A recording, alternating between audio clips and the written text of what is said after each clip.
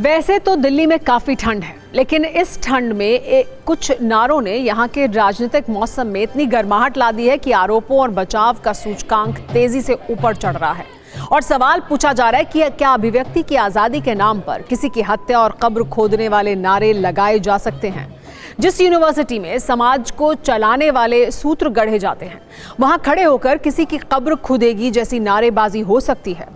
जिस यूनिवर्सिटी में भाषा की पढ़ाई के उच्च मानक स्थापित किए जाते हैं, वहां खड़े होकर किसी के लिए कब्र खुदने जैसी भाषा का इस्तेमाल क्या किया जा सकता है।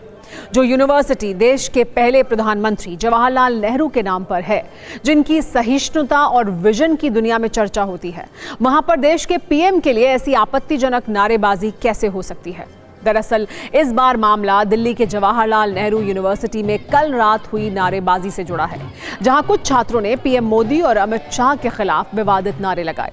इन नारों का एक छोटा सा वीडियो काफी वायरल है, जिसमें कुछ छात्र पीएम मोदी और गृह मंत्री अमित शाह की मौत की कामना कर रहे हैं और ये जेएनयू की धरती पर होने की इच्छा जता रहे हैं। दरअसल इस मामले की शुरुआत कल सुप्रीम कोर्ट के आदेश से हुई। जेएनयू के पूर्व छात्र उमर खालिद और एक दूसरे छात्र शर्जील इमाम की जमानत पर कल सुप्रीम कोर्ट में सुनवाई हुई।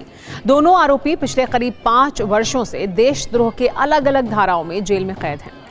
कल की सुनवाई में कोर्ट ने दोनों को जमानत देने से इनकार कर दिया। इसके बाद शाम में छात्रों ने जेएनयू कैंपस में प्रदर्शन किया। इसी प्रदर्शन में पीएम मोदी और अमित शाह के खिलाफ आपत्तिजनक बातें कही गईं। सवाल ये भी है कि उमर खालिद और शर्जील इमाम का मामला सुप्रीम कोर्ट में है। जमानत नहीं देने का फैसला भी सुप्रीम कोर्ट का है। इसमें प्रधानमंत्री की मौत के नारे लगाने का क्या मतलब था। नारे लगाना गलत नहीं है, लेकिन नारे हिंसक नहीं होने चाहिए, नफरत बढ़ाने वाले नहीं होने चाहिए। नारे ऐसे होने चाहिए जिनमें भविष्य की संभावना हो, ना कि किसी की हत्या की कामना हो।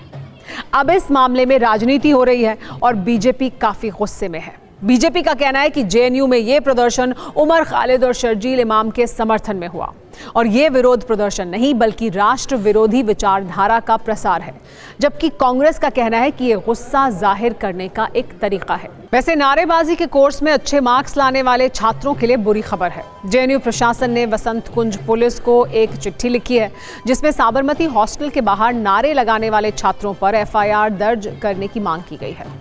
अब दावा किया जा रहा है कि जेएनयू कैंपस में 2 कारणों से प्रदर्शन हुए। पहली वजह 5 जनवरी 2020 को जेएनयू कैंपस में नकाबपोश हमलावरों द्वारा छात्रों और शिक्षकों पर किए गए हमले के 6 वर्ष पूरे होना। दूसरी वजह शर्जील इमाम और उमर खालिद को सुप्रीम कोर्ट से जमानत न मिलना। वैसे सुप्रीम कोर्ट के फैसले से जेएनयू इतना नाराज है कि वो न्यायपालिका पर छात्रों की आवाज दबाने का आरोप लगा रहा है।